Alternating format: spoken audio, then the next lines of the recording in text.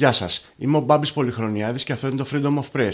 Σήμερα θα αφήσουμε πίνακες με ποσοστά να μιλήσουν, διότι αν μιλήσουμε εμείς για αυτό το θέμα χωρίς επαρκή τεκμηρίωση, μπορεί να μας περάσετε για συνωμοσιολόγους. Μέχρι τώρα ξέραμε ότι οι πολυεθνικές είναι πανίσχυρες και ότι κάνουν lobbying και παρεμβάσεις με σκοπό να επηρεάσουν κράτη, κυβερνήσεις και θεσμούς. Από τα στοιχεία που θα σας παρουσιάσουμε προκύπτει ότι σε 2 με 3 χρόνια από σήμερα, 3 μόλις funds, τα Vanguard, BlackRock και State Street, θα αποκτήσουν τον πλήρη έλεγχο σε 500 από τις μεγαλύτερες πολυεθνικές του κόσμου. Πρόκειται για 500 εταιρείες κολοσσούς που είναι εισηγμένες στο αμερικάνικο χρηματιστήριο και που απαρτίζουν το χρηματιστηριακό δίκτυ S&P 500.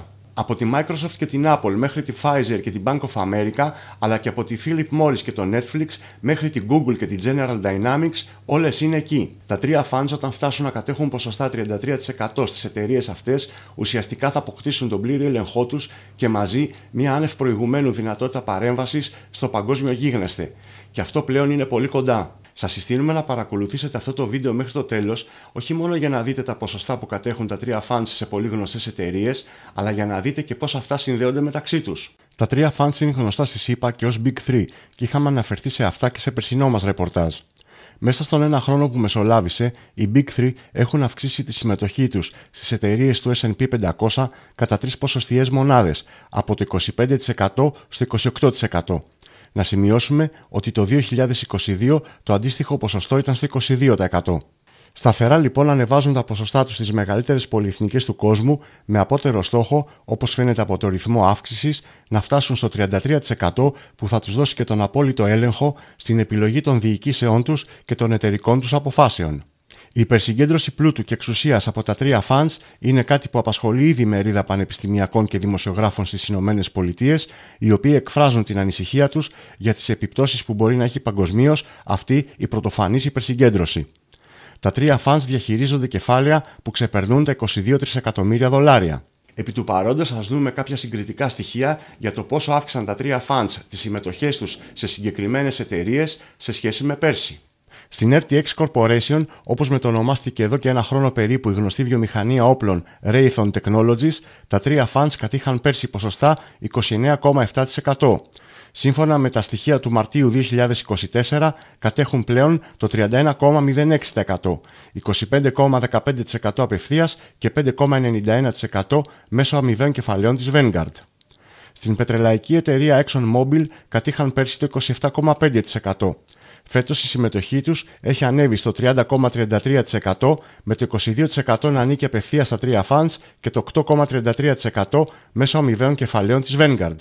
Στην πολύ γνωστή φαρμακοβιομηχανία Pfizer, που την έμαθαν σχεδόν άπαντες από τα εμβόλια της για τον κορονοϊό, τα 3 funds κατήχαν πέρσι το 26,5%, ενώ φέτος κατέχουν το 29,86%, 21,69% απευθείας και 8,17% μέσω αμοιβαίων της Vanguard.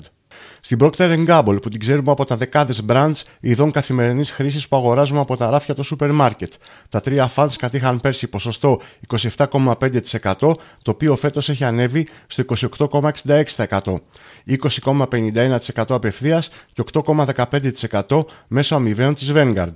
Στην πασίγνωστη από τα Windows Microsoft, το ποσοστό τους πέρσι ήταν στο 26,1% και φέτος είναι στο 28,18%. Στη Meta Platforms, που την ξέρουμε όλοι από το Facebook και το Instagram, το ποσοστό των 3 ήταν 24% πέρσι και είναι 27,06% φέτος. Η κατασκευάστρια των iPhone και των MacBook Apple ανήκει φέτος κατά 26,7% στα 3 funds από 25,4% πέρσι, 19,23% απευθείας και 7,48% μέσω αμοιβαίων κεφαλαίων της Vanguard. Στο Netflix, για το οποίο επίσης δεν χρειάζονται συστάσεις, το ποσοστό που κατήχαν πέρσι ήταν 23,2% και φέτος είναι ενισχυμένο κατά 3 μονάδες στο 26,23%, 19,6% απευθείας και 6,63% μέσω αμοιβαίων της Vanguard. Στην Bank of America, από 23% πέρσι, το ποσοστό ανέβηκε φέτος στο 24,43%, 18,22% απευθείας και 6,21% μέσω αμοιβαίων της Vanguard.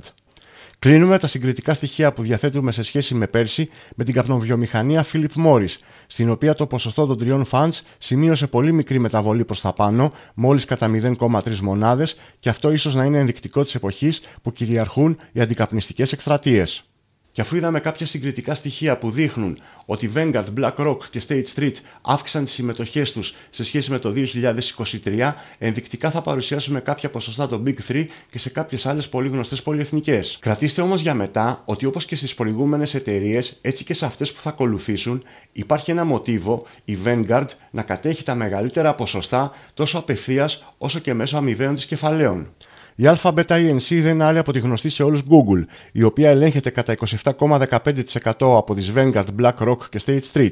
Τα τρία funds ελέγχουν πολύ μεγάλο ποσοστό, άνω του 29%, και στον τεχνολογικό κολοσσό Intel, 21,69% απευθείας και 7,53% μέσω αμοιβαίων κεφαλαίων της Vanguard. Πολύ μεγάλες είναι και οι συμμετοχές των Big 3 σε εταιρείες του τομέα της λεγόμενης αμυντικής βιομηχανίας και των οπλικών συστημάτων. Νωρίτερα είδαμε ότι κατέχουν το 31% της RTX Corporation, που μέχρι πέρσι ήταν γνωστή ως Raytheon Technologies, ενώ στη Lockheed Martin τα τρία funds κατέχουν το εντυπωσιακό ποσοστό του 38,21%, ενώ στη General Dynamics, που είναι αυτή που κατασκευάζει τα πολεμικά αεροσκάφη F-16 και F-35, ανήκει το 24,4%.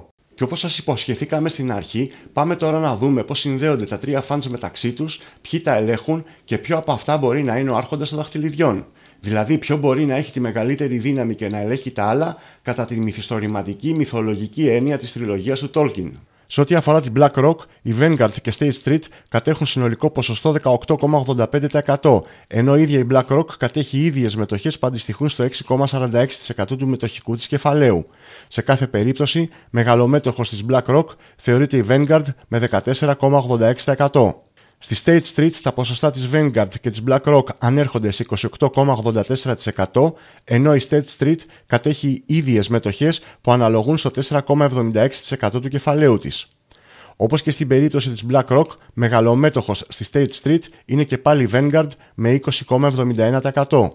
Και ενώ η Vanguard είναι ο μεγαλομέτοχος στις άλλες δύο επενδυτικές εταιρείες, δεν μπορούμε να δούμε τι ισχύει για την ίδια, καθώς δεν είναι εισηγμένη στο χρηματιστήριο. Η ίδια η εταιρεία λέει γενικόλογα ότι ανήκει στους ανθρώπους που επενδύουν στα κεφάλαιά της, χωρίς να δίνει περισσότερα στοιχεία. Έχοντας υπόψη ότι η Vanguard κατέχει τα μεγαλύτερα ποσοστά στις BlackRock και State Street και ότι στις περισσότερες εισηγμένες στο χρηματιστήριο της Νέας Υόρκης πάλι αυτή έχει τα μεγαλύτερα μερίδια είτε απευθείας είτε μέσω αμοιβαίων κεφαλαίων της, εκ πρώτης δείχνει αυτή να είναι το μεγάλο αφεντικό.